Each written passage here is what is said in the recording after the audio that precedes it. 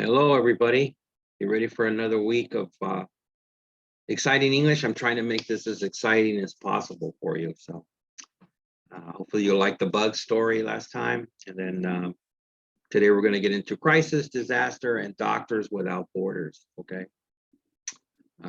So that's going to be the tune. And this is scheduled for the 23rd of May. All right. So without further ado, material, let me minimize myself. Oh, that's done, out of the way.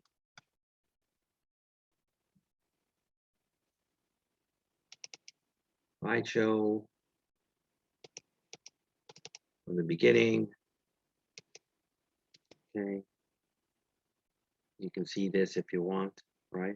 Again, the important thing is it's scheduled for Monday, the 23rd of May. Okay. And like I said, here we are. Crisis, disasters, doctors without borders, which is an actual company. All right. Okay. Starting from the top right here. Even in wealthy or rich countries with technologically advanced healthcare systems, obtaining medical care can sometimes be difficult. Yes, it is. You come from a poor country and then you move to let's say a first world country and they have all this great technology, it's still no guarantee that you'll easily obtain medical care. So it says, imagine being in a developing country where there is a war going on. There are no hospitals. There are no doctors. There is no medicine. You are injured and very sick. How can you get medical help? So to put this in a present perspective, I guess we could say, what if you were in the areas of Ukraine right now, where Russia is fighting the Ukrainian army? You live in that area, you will be in this type of situation. Not good. Okay, in 1971, a group of doctors got together in France and created an organization called Médecins Sans Frontières, or MSF, which translates to Doctors Without Borders.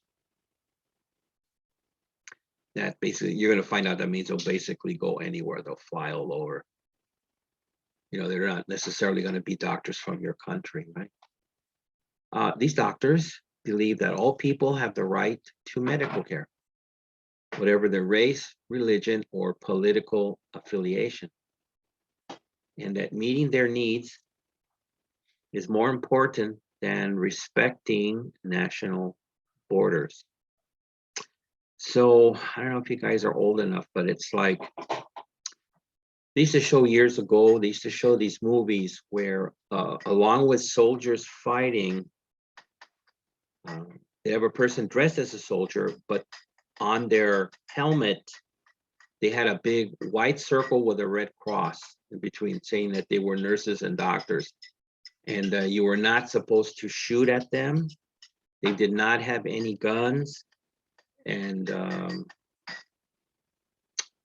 their only ability, they were not there as a soldier, but they were there to take care of the people who were wounded. So this is kind of like that in a modern setting and much more advanced. Okay. So the doctors wanted to give emergency aid to victims of war, no matter which side. Right. Epidemics, which means like this COVID, you know, that's an epidemic. It just went everywhere. Disaster relief, typhoon, floodings, earthquakes, things like that. Whether they were natural, which means they happened by themselves, or human, the humans caused it, unfortunately, in origin, in its beginning. To do this, they organized volunteer teams of healthcare workers to go to often dangerous and remote areas. At first, Doctors Without Borders was a very small organization. So just letting you know, it's grown a lot since its inception or beginning. It consisted of volunteers who lived on money they earned from their jobs. So probably doctors that made good money and they could give free time. Other international organizations considered the volunteers from Doctors Without Borders to be amateurs or tourists. That's very interesting. There's disrespect here if we look into this. You know, in other, which international organizations are they going to have the courage to say? So that's not good. The organization did not grow very much because the volunteers did not ask for any charity from the public for their service. So think about that. Obviously, you know, many people are going to value some type of money or for their time, or if they're going to a dangerous area.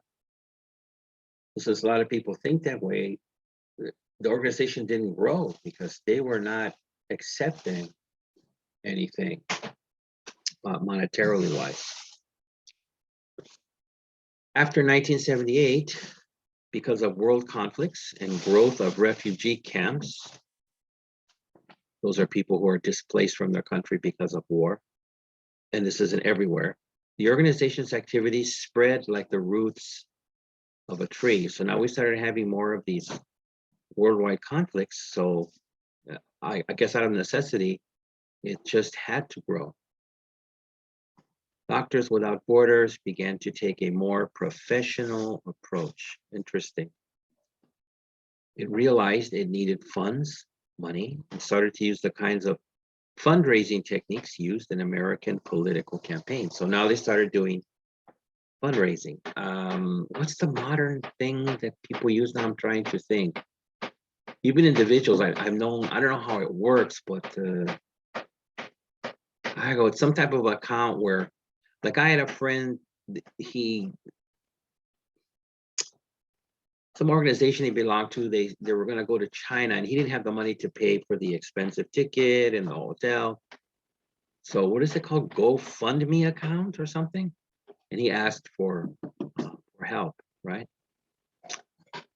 So these fundraising techniques, like in American political campaigns, they seem to work well. And with the money it raised, Doctors Without Borders organized itself better and got better technology for dealing with emergencies. So I guess what they're saying is maybe they had good people in the beginning, but they didn't have the most expensive or best equipment, technology for dealing with these emergencies. And now they're able to get better stuff, which is fantastic. First, it began to pay an administrator. So that's a person in charge of everything, because you do need that, and give a small amount of money to doctors who were sent out for 6 months. Wow, I had no idea they were out so long. I thought, a weekend, a week, that's about it. I mean, you're in a dangerous area. Well, you're not taking a 3-week vacation there, but these are some really brave folks to be out there and extend their vulnerability like this for 6 months. Wow. So expanding from its origins or beginnings in France, it developed sections in other countries, first in Belgium, Switzerland, the Netherlands, and Spain, and later in other countries such as Australia and Canada. So, what was I going to say here? I was going to say something important. Oh, here we go. Losing my train of thought. Sounds like a possible question on the final. Again, if you're listening, I found out some students do not listen or watch the video. They just turn off the sound and read the material. So they don't catch the things that I tell you to do. So this is a hint. This might be a good question. I'll say, you know, I could say something like, where did, you know, the Doctors Without Borders start? If you're paying attention, you know it's in France. And then, or I might say, what are the countries after France that followed? Just give me a few, right? And then you have it right here: Belgium, Switzerland, Netherlands, Spain, you know. So hint, hint, okay? For the good folks who are actually not just reading this, but listening to it and watching it with sound. Some free points there for you. So I'm here to encourage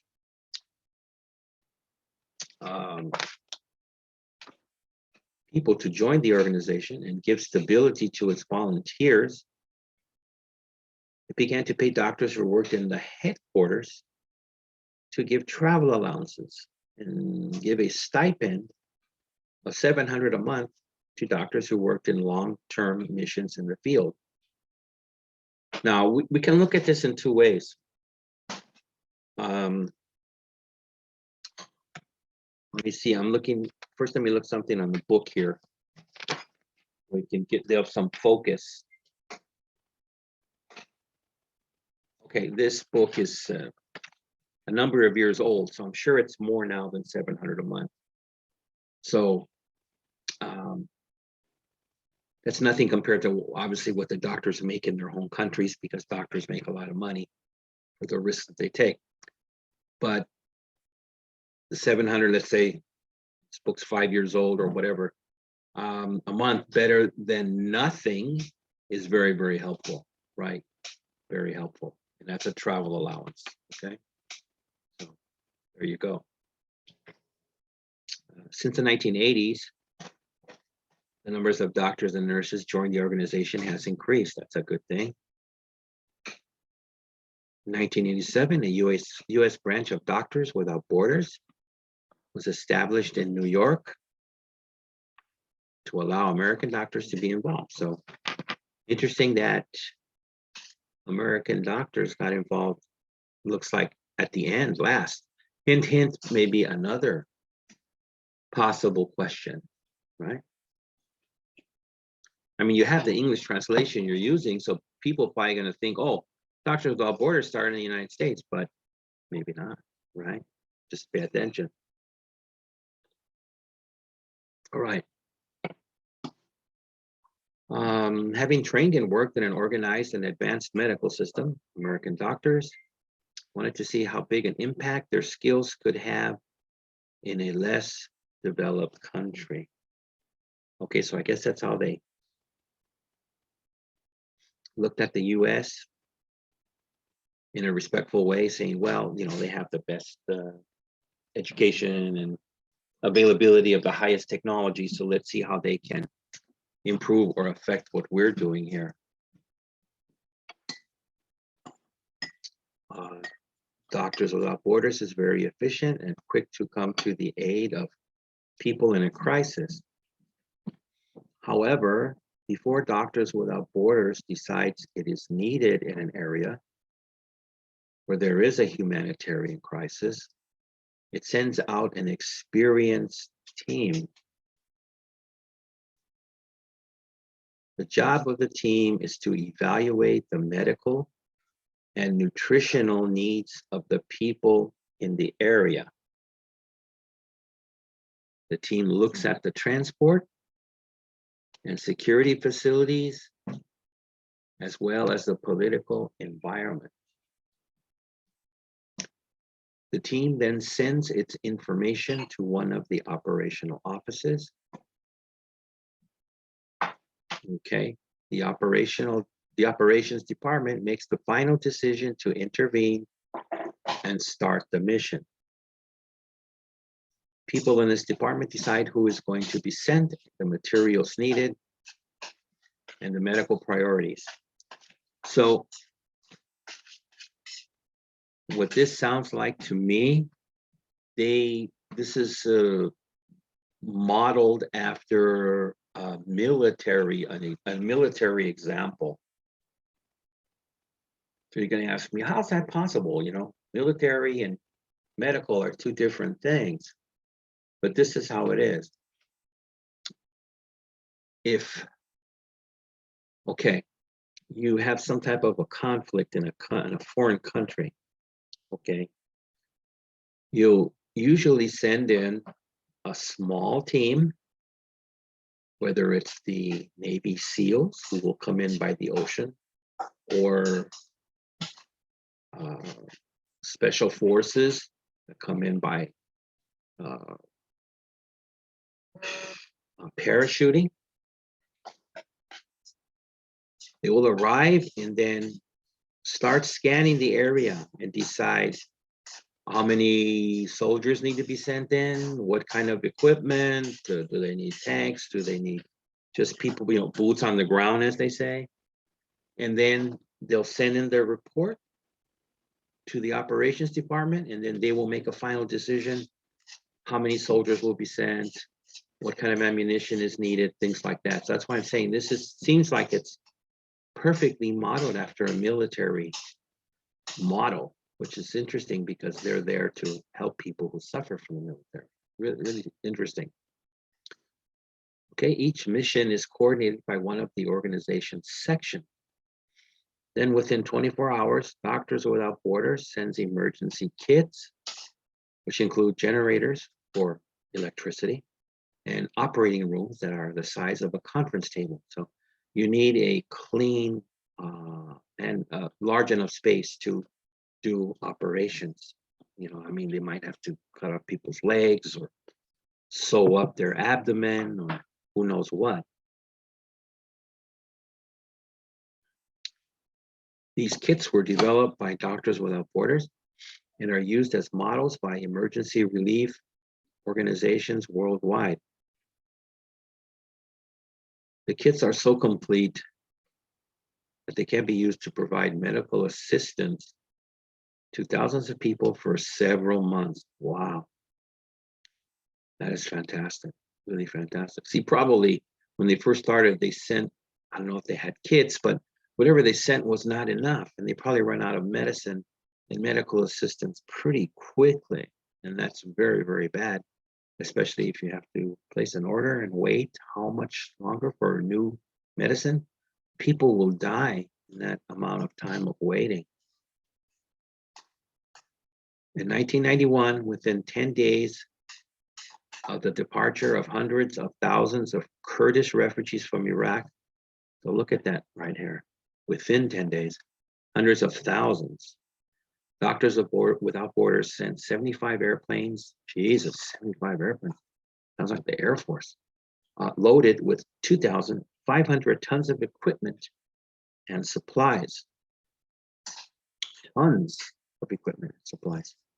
After the kits are sent, teams of volunteers go to the crisis area and start their work, which is giving medicine, performing operations, cleaning up people, doing all the necessities that need to be done.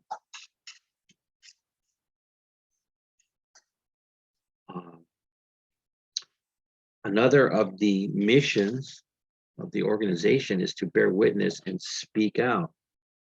Now that's an interesting thing. Bear witness and speak out.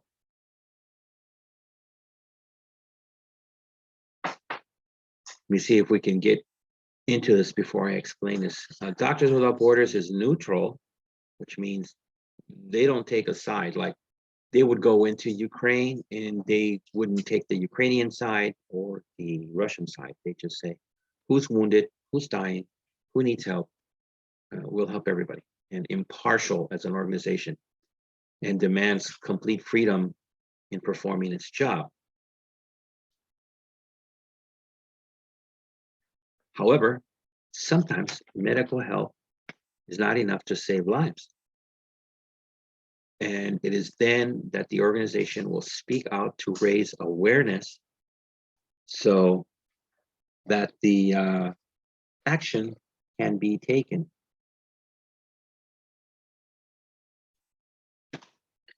Let me see if they develop this a little more.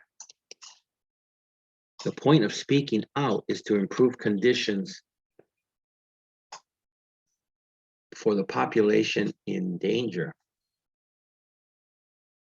In some situations, volunteers may give testimony at the United Nations, or they may openly criticize mass violations of human rights, such as genocide, forced displacement of refugees, and war crimes. Okay, now this I can enlighten you a little bit more on this, right? Okay, so talking about speaking out, like I said, when they go in an area, they're neutral. And they're trying to help as many wounded people on both sides as possible. But when they find out, for example, if you know the term genocide, genocide means the attempt to completely kill all the people of one race. So, for example, the most well-known one is World War II in Nazi Germany, where soldiers came into the prison camps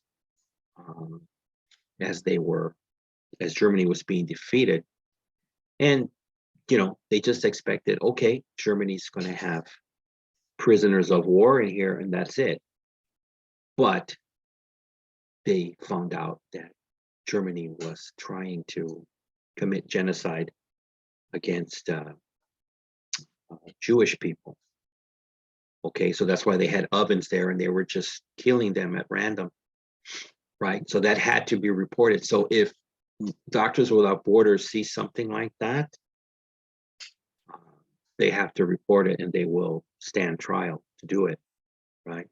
The regular just fighting between two people, that's, what do they say? All's fair in love and war. But when you try to wipe out a whole race of people, that has to be noted. Or a forced displacement of refugees. And then, of course, war crimes. So war crimes, again, are, we said it might possibly be happening in Ukraine. I don't know, but like I said, between the two armies, what's fair is fair. But for example, the Russian army, they don't have the right to go in there and then kill civilians, right? Go into somebody's home and then just kill the whole family. That's a war crime. Okay, so if they see things like that, then they will stand trial and say, we saw these war crimes and this army unit, was committing it. So they'll have to try to bring justice. And displacement of refugees. There was always reports after the Vietnam War with Americans that the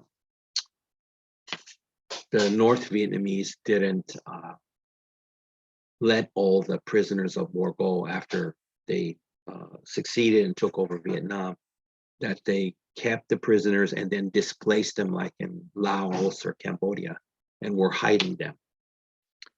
So if you could prove that that's true, then you can stand trial and bring people to justice. So those are the things that if they see, they will try to help. Okay, aside from their medical. In 1994, for example, Doctors Without Borders were among the peacekeepers sent to Bosnia. I guess some of you folks were not even born in '94 yet, right? So, wow. Here I'm talking about World War II. I wasn't born then either. But wow. Volunteers witnessed great suffering. One doctor testified before the US Congress about what he had learned. Shots were fired at random into a group of some 230 people who were being kept in a small room. And then the dead and the injured were buried together. The testimony of the doctor led the United Nations to call these incidents crimes against humanity. So, you know, just imagine we'll take it out of the war thing, but that's like you go to a Laker game, and then some guy he gets up in the middle, runs in the middle of the court on a timeout, between the Lakers and the Clippers, and he just starts shooting these people. In that situation here, that guy's he's gonna be sent to prison forever or the death penalty. So you put this in the army situation, and then you're holding people in a room, and then you just start shooting into the room for no reason at all. So that's why they were called crimes against humanity. Okay, continuing. Doctors Without Borders is independent and flexible in its operation because it is not funded by any government. Good point. Hint, hint. Although the organization has its origins in France, it receives less than 1% of its total budget from the French government. It is a nonprofit organization that gets its funds from the donations by the public. Some corporations, agencies, and other nonprofit organizations give financial support too. That's very good. Because it is not tied to government funding, it can maintain its independence and live up to its ideals. Very good. Listen to that. Maintain its independence and live up to its ideals. What they're trying to say is, if it was tied or connected to, relied upon, backed by government funding, then there is a great possibility, which happens everywhere, in every country. Whatever that government's stand is or feeling is at the time, they can tell Doctors Without Borders, for example,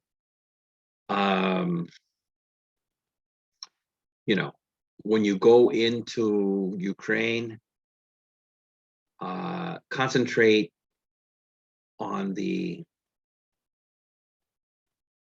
Ukrainian people and don't help the Russians because our government doesn't like them, right? And that's not what Doctors With Borders does. It helps everybody that needs it. So again, if you're, it's just like working for a company and you have a bad boss, and the bad boss tells you to do this and that. And if you don't, you're going to get fired. It puts you in a very dangerous situation. So they love their independence. Okay. It's a good thing. In 1999, Doctors Without Borders won the Nobel Peace Prize for its pioneering, which means the first to do something, humanitarian work on several continents. In the words of the Norwegian Nobel Committee, one of the organization's founders, Bernard Kouchner, said, "I'm deeply moved or touched, and I'm thinking of all the people who died without aid, of all those who died waiting for someone to knock on their door." Like I said, you have extended wait times for medicine, people will die. Very sad situation. Since the organization was founded, volunteers have worked in Nicaragua, Afghanistan, Ethiopia, Rwanda, Kosovo, Timor, and Iraq, as well as with the Kurds. Luckily, they have not had to work in K-Town. We've been pretty safe here in K-Town, thank God.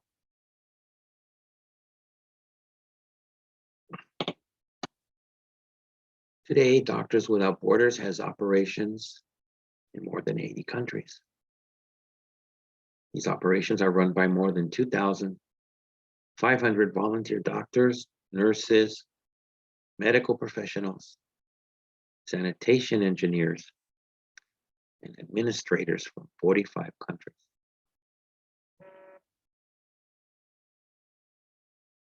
These people work with 15,000 people who are hired locally to provide medical aid in troubled areas.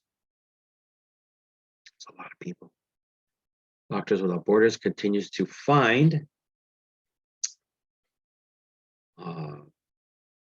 where did I lost my space? Yeah, and to confront, which means challenge, some of the greatest challenges in the world today. All right, so I think that's the end of our reading. That's pretty interesting stuff. Okay, what happened here? All right, so now you know it's time for me to get into the vocabulary. Okay, so again, if you're listening, I'm still getting some homeworks that are 1A, 2B, 3C, instead of connecting the English. So I want you to be able to really use it, make it stick in your mind to improve your English. That's the point of this class. A1, political affiliation does not matter to Doctors Without Borders. And then you choose what affiliation means, you know. Power, association, relatives, problem, sausagey, you choose it. Okay, 2, it realized it needed funds. What are funds? Money, time, advertising, investments, Big Macs. What are funds? Okay. The organization began to give its doctors a stipend. Is that a loan? Does it mean value, credit, payment? The stipend was for doctors who worked on long-term missions. So remember the 6-month example they said in the book. That means mission means conditions, experiments, research, projects. Okay, 5, Doctors Without Borders is impartial. Does that mean has many parts, treats all sides fairly, does not reveal names, does not take risks? I remember people when I was a kid saying, oh, I have a partial in my upper right part of my jaw. I have a partial. Or is that an impartial? I'm not sure. Am I losing it? Possibly so.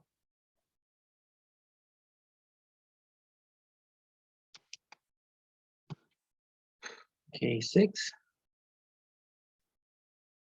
Volunteers may give testimony at the United Nations. Give testimony, give evidence, give an opinion, talk about their lives, write tests, or give peanuts, or is it walnuts? I'm trying to give you extra, you know. I'm not trying to trick you. I would never do that. Oh dear. Okay, 7. Shots were fired at random. Does that mean without a plan? Deliberately? Quickly? One by one? Okay. And here we get this little word partnership. You can use mission with dangerous mission, secret mission, successful mission, combat mission, rescue mission, which I think they have at the church in Olvera Street. Yeah, that's a rescue mission. Suicide mission, that's not good. That means you go someplace and die. Training mission, peacekeeping mission, accomplish a mission, carry out mission, and my favorite, mission tortillas. Mission tortillas, flour and corn, mashi-sayo. Okay, number 8, it gets its funds from donations by the public, meaning services, contributions, employment, or operations. 9, because Doctors Without Borders is not tied to a government, it can live up. So the closest is achieve, solve, investigate, or save. Next, 10, and the last one of our rich vocabulary. Doctors Without Borders continues to find and to confront some of the greatest challenges in the world today. Avoid, understand, experience, face. Moving on. So, you know, we move on to the famous skimming and scanning for detalles, details. You know what I'm talking about? Okay, I won't do my Sylvester Stallone imitation. Okay, so scan the reading quickly, which means go over the reading quickly to complete the following sentences. Doctors Without Borders believes that all people have the right to medical care, whatever their mula, or bula. Okay. 2, expanding from its origins in blank, the organization developed sections in other countries. I told you these kind of questions would pop up, so they're going to be very helpful for you. Expanding from its origins in Cape Town, the organization developed sections in other countries. TWE. Daddy, I like TWE. Okay. In 1987, a U.S. branch of Doctors Without Borders was established. Guess you're going to have to say, oh, it's right here. Where's my cursor? So there should be a line. I guess I forgot to put a line. So it was established in, and then you just write in your answer because it looks kind of funky. I don't want to get an email. Teacher, what does that mean? You know, yes or no? It's just, so it's asking you here, was established in. So again, I'll know if someone's not listening to this and they just say, I don't understand number 3, that proves it. 4, volunteers sometimes give testimony at the blank. So where and where? The list where they do it. They give testimony at the Target over on 6th Street. Is that 6th Street or was that Wilshire? I'm not sure. Okay, 5. Doctors Without Borders is a blank organization. So what kind of an organization is it that gets its funds from donations by the public? 6, today the organization's operations are run by more than blank volunteer doctors, nurses, medical professionals, sanitation engineers, which means garbage men, and administrators. So I think that maybe looking for a number here. We'll see. We'll see who figures that out. One of my better students.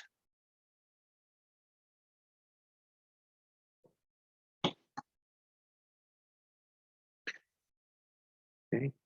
8. Oh, sorry, 7. Because Doctors Without Borders is not tied or connected or reliant upon government funding, it can live up to its, remember I said that word a couple of times, it's very important to have it. So you should be able to catch that pretty quickly. I don't want any silly kind of questions. It lives up to its brother, you know, like, what are you talking about? 8, Doctors Without Borders sends blank, which include generators and operating rooms. All right, so we finished the questions. Now we got to move on to the other bookie poo. Okay, are we going to get 3 dialogues, conversations today, or am I only going to get a? Ooh, that 1 week we got lucky. Okay. All right, let me open my book, make sure I'm on the same page with everybody. Oh dear, does a deer have any dough? Yes, $2. If your English is really good, you'll understand that joke. If it's not, you won't get it. Okay. My book has lost the emergency 911. Oh, Garfancio. Okay, I can get it another way. Hold on. Odisol. Okay, got it. 95. So again, I don't know if YY and her sister bought the book, but it's page 95. The second book, a cute little book.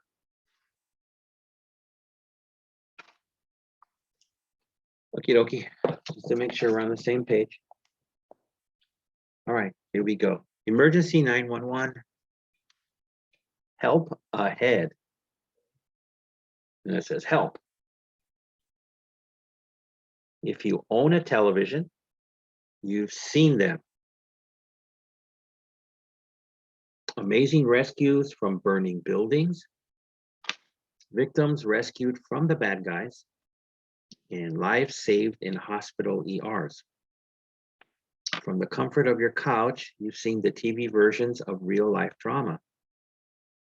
The downside of these TV dramas is that they make emergencies seem very simple. Unlike in real life, TV problems are resolved in just an hour. But the upside of emergency shows is that people who see what they have to do to get help. The most important information to know in an emergency is a very simple phone number, 911. Even schools teach this number to small children at an early age. There are plenty of stories of kids as young as 3 years old making a 911 phone call that has saved a life. I've heard them. They've played them on these shows. You get this kid, hi, my mother's fall down, and the kid speaks, they get it, and saves mama or grandma. It's fantastic. Love it.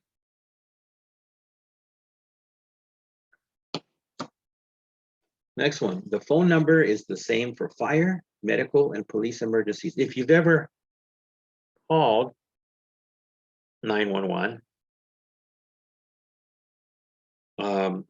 they'll ask, I've called it before. I won't tell you why. Maybe I fell down. Nobody would help me. But they will ask you, what type of emergency is it, sir? Is it a fire, medical, or police emergency? And then they'll know which department to connect you with, which is also very cool. So they just say, what do you want? What do you need? The phone number is the same from both landlines and cell phones. Great. When a landline call comes in, the emergency dispatcher may be able to see the phone number and find, it says, should say find here, the exact location of the call, but not always. Okay, so again, for my good students who are listening, I have to repeat this every week, trying to help. If I didn't care, I wouldn't do it. All the blackened or darkened in words, emboldened words, you're gonna have to get the definitions for me. It's hard for me. Every time there's a new word, I always, in the reading, I give you the definition, but I have to stop myself here and not tell you, oh, landline means, because it's part of your homework, okay? So my regular folks who listen, you know what to do. All right, so bye, Mr. Fireman.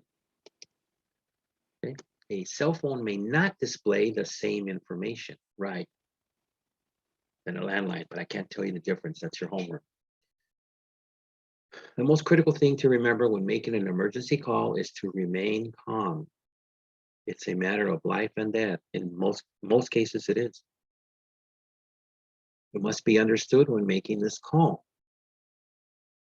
because everyone tends to speak very quickly and excitingly, like, that's just normal human being reaction. When they are nervous or afraid, it can be even more difficult to understand second language speakers in an emergency,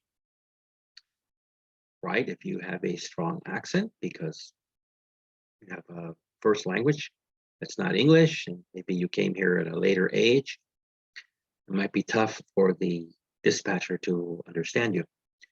For this reason, it's vital to remember the following instructions. Stay calm, speak slowly and clearly, know what information the operator will need.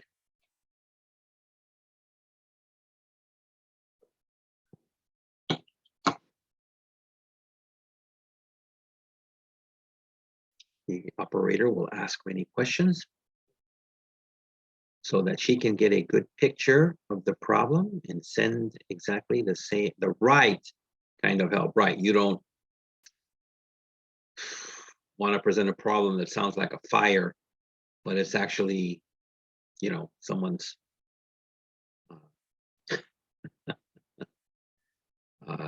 doing something that needs actually the police, right?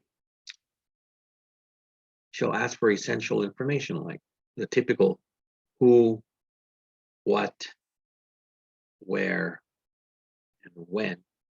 The journalism one is who, what, when, where, and then how. I don't know why they don't ask for how, but okay. It's important to answer all the questions slowly and clearly. Don't worry, she's not wasting time. People sometimes panic and go, "You're wasting my time, hurry up, send them, yeah." She's like, sir, you didn't give me an address.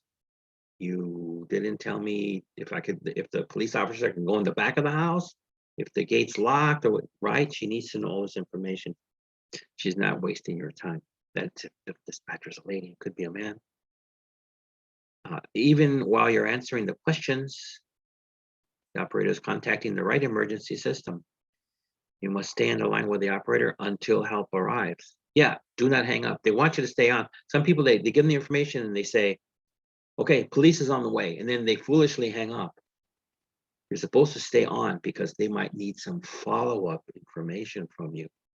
Like I said, let's say the police get there and the front door has the metal bar door and they can't get in. So they're going to say, tell the dispatcher, and dispatcher's going to ask you, is there a way to get in around the back? Is the side gate unlocked? Do you keep a window open, right? If you hang up, then they can't find this information out. And again, we're talking about saving lives, possibly. The 911 dispatchers are specially trained to ask very clear questions about the emergency. The dialogues below are examples of the kinds of conversations you may have. Remember, the operator will ask different questions as he or she learns about your emergency. Okay, here's our dialogue one, labeled help, fire. Okay, dispatcher, 911, what is your emergency? Help, help, my house, hurry, help me. So you see this line here, it says nothing. It says absolutely nothing. My house, what? What about your house? We don't know nothing. Dispatcher, ma'am, I can't understand what you're saying. Please calm down. What is your location? Caller, my house, it's burning. There's a fire in my house. Can you send a fire truck? Help. Okay, that's fine. It's your house, but we need an address, right? Like I told you. What is the address? 123 Peach Street. Can you send a fire truck, please? Please help. Help is on the way, ma'am. See, here's a more exact question. What room is the fire in? You know, is it in the kitchen? Is it in the restroom? This is all helpful and necessary information that is not covered in a statement like, my house is on fire. Shut up. Caller, it's in the kitchen. The curtains caught fire when I was cooking. Hurry. Great. Now they know it's the curtains, which is much better situation than if the stove caught on fire, because that sucker can explode and the whole house you might lose the whole house. Dispatcher, are you still in the house? Good question. Caller, yes, I'm in the bedroom. So here she needs to tell her, you must get out of the house right away. Can you do that? Yes, the door is right here. Dispatcher, ma'am, go outside, but stay on the line with me.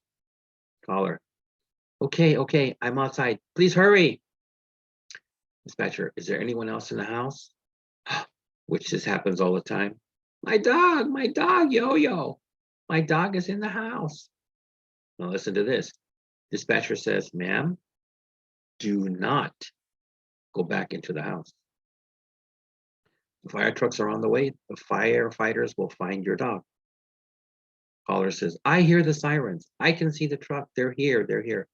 That's a good thing to tell the dispatcher, because the dispatcher can now calm down to a certain extent.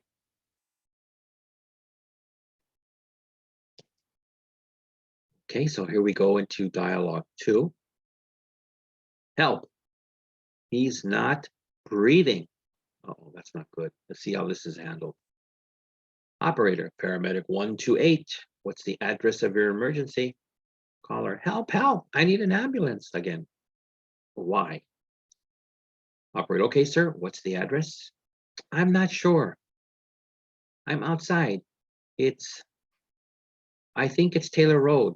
It's Lawrenceville. I need an ambulance. Ooh, kind of sketchy there.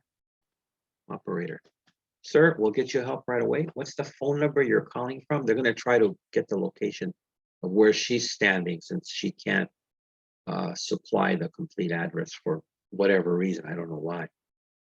Caller, it's my cell phone. It's 555-10106. Please hurry. There's a guy here. Hurry, can you send an ambulance? Now, see, what does this mean?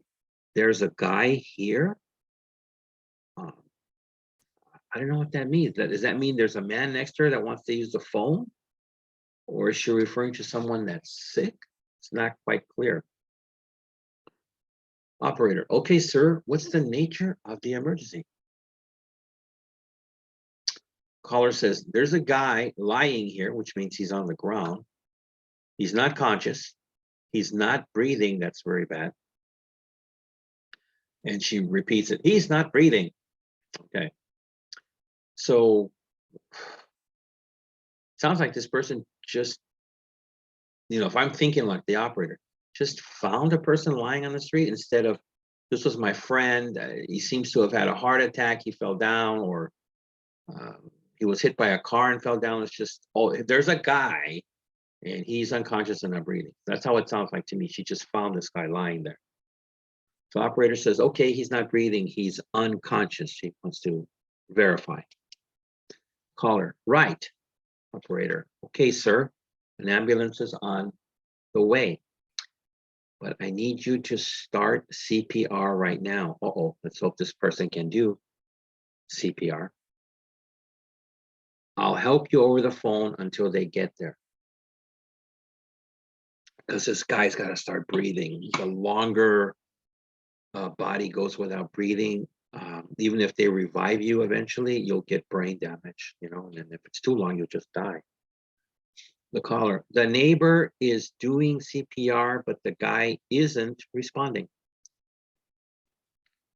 He's not responding. He's not moving, and he's not breathing.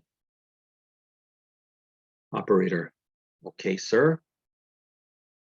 The ambulance is on the way.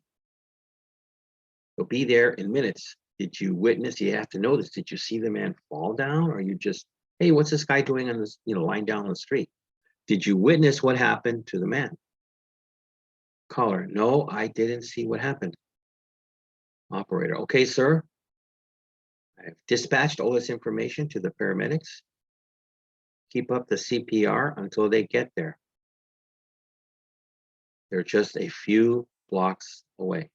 That's reassuring. They have to constantly try to give you some type of an update so it calms you down, right? That's the strategy there. Caller, thank you. This guy isn't responding to anything. That's very bad.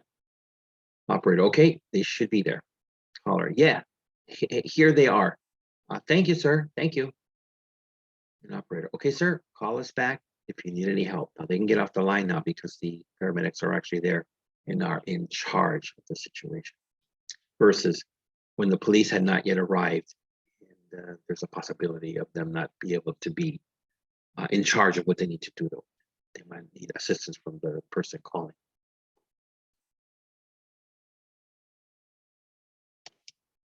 Okay, dialogue 3. Uh-oh, this is, I guess it's, this is a stalking one, kind of similar. So help, stranger, danger. Okay. Operator, 911. What's the exact location of your emergency? Caller, hi, well, my address is 2495 Carey Street, but it's across the street. I don't know the address. Okay, that sounds confusing. Operator, okay, ma'am, I didn't get that. Are you on a cell phone? Tell me that address again. Caller, yeah, it's, I don't know. It's 2495 Carey, but it's across the street. Operator, okay, that's fine. Is that where you're calling from, ma'am? And caller says, I'm calling you from my cell phone. I think I need the police. Okay, that's going to be a big. Why do you need the police, right? Operator, okay, ma'am, what's the nature of the emergency? Meaning, what has happened in your, estimation? Caller, I'm calling you from my cell phone. I think I need the police. I just repeat it.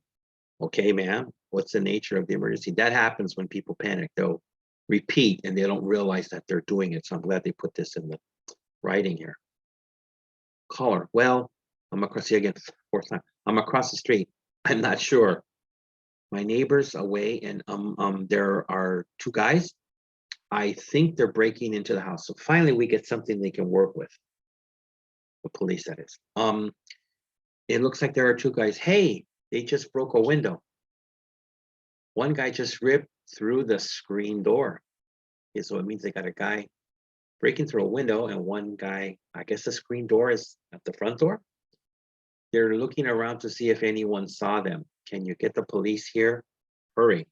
So very suspicious behavior from these two fellows. Operator, okay, ma'am.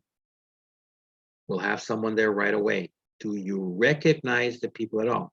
Sometimes people, she's asking because sometimes people get locked out of their building, or they lost their keys, or, and they have to get into their house. What they should do is call a locksmith, and the guy will get, but some people don't want to spend the money, so they'll say, man, I'll just break a window or whatever. So if I guess she says she recognizes them, then she knows it's the people who live there. So again, she repeats, do you recognize the people at all? No, not at all. It's not my neighbor. They're away. Okay, that's a good sign that it's probably robbers. I have no idea who these guys are, but they just broke the window and kicked in the door. I think you need to get the police here fast. Operator, can you describe the men, ma'am? Not the ma'am. Caller, they're inside now. I don't know. So she didn't even commit it to memory that one guy had dark hair, one guy had blonde hair, one guy was skinny. He just too panicky. I don't know. To be honest with you, I didn't really notice what they were wearing or anything. I guess either she's not a person for detail, or through the panic, her mind just blacked out. I think one guy was pretty tall. He was wearing some kind of baseball cap, I think. There you go. There's something. And the other guy entered through the window before I got a good look at him. All I know is these guys broke into the house. Can you get the police here? That's not good. She should have remembered more because she was watching them, and she said, I know they're not the neighbors that live there. But yet, she can't remember what they look like. So if you can't remember, it could possibly be the neighbors. Ma'am, they're on their way. Do you know if the guys have a weapon? It's important. Did you see a gun or a knife? Caller, I don't know. I couldn't see from my angle. They had a hard time trying to kick in the door. Now, see, she didn't mention that earlier, that they kicked in the door. They just tore open the screen, but nothing about kicking in the door. But they smashed the window with a bat. Okay, that's a weapon. I think a baseball bat. Operator, okay, ma'am, they're on their way.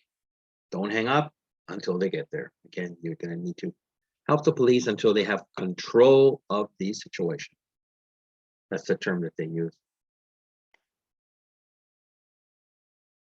Caller, okay, thank you. Wait, okay, here they are. Thank you. Hopefully she doesn't hang up at that point. Okay, so that's the end of our stuff there. Wowzers, good deal. We have to stop share. Okay, everybody, so thank you for listening to this reading, and hopefully you enjoyed it. It's quite different than Eating My Bugs, but it's important to know about Doctors Without Borders and the aid that they do across the world. And then it's also important to know how to handle yourself for a 911 call and what you should do and how you should act, right? And have a strategy that just don't hang up the phone once they said they're sending someone, and things you need to remember. Okay. So until then, I shall see you next time. Okay. So take care.